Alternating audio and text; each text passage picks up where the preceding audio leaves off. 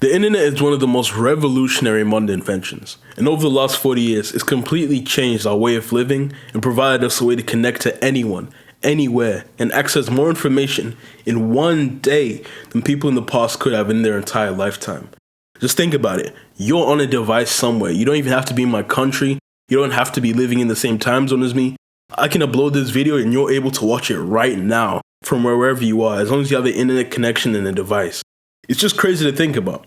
In short, it's amazing. But even with all the good the internet does, as we shifted into the digital age, the internet has become more part of our identities than it ever has.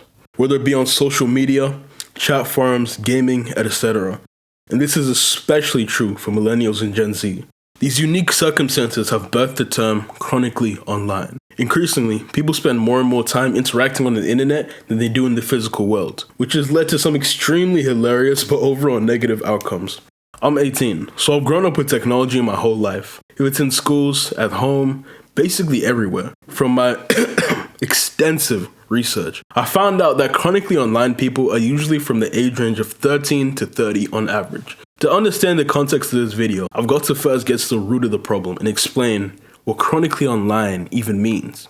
The best description I could find reads, someone who's always on the internet and their whole existence revolves around being on the internet. They typically have very few friends in real life and stay online starting debates that mostly achieve nothing outside of a screen. It may be a bit sarcastic, but I think the essence of what he's saying is really true. I feel like with the internet, there's certain problems, especially on the Bird app, you know what I'm talking about, Twitter. There's certain problems that I feel like people make that only exist online. And I'm sure a lot of you see that. If you go on Twitter or go on anywhere, there's people debating things that really aren't issues in real life, and it's like an internet issue. And usually those are chronically online people. The problem of chronically online individuals seems to stem from the fact that you can find a community for literally anything on the internet. Humans are social creatures, and we tend to look for external validation to gauge whether our actions are valid or permissible. Typically in the past, if you, for example, like to drink expired milk, for the sake of example, let's go with it, you would most likely be the only person in your suburb, town, or even city that does that. And even if there were others, there would be almost no way to find them since they would want to avoid judgment. But ever since the emergence of internet forums and social networks, that problem has almost completely been eradicated. If you drink expired milk nowadays, you could go online right now and find some group somewhere with enough people that will tell you that your behavior is normal and completely valid. Now I know this is a satirical example, but all of this is to say that thoughts, ideas, and behaviors that were otherwise unheard can be freely spread on the internet. Now of course, this is mainly a great thing. We can spread ideas, discoveries, etc. But at the same time, if someone has the most extreme, racist, or sexist ideologies, they could find and build a community of at least a few hundred people to affirm what they say, thousands even. On top of that, a lot of data and statistics that people quote are just plain wrong or biased, or they just interpret the wrong conclusion from it.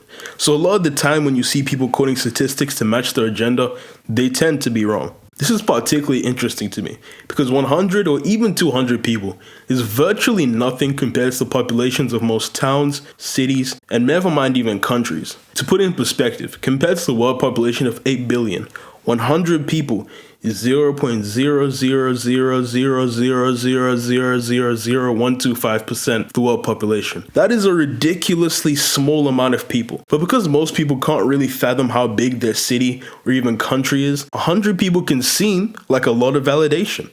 That's 100 different people telling you that you're correct. And for certain folks, that is enough to make them feel more than justified.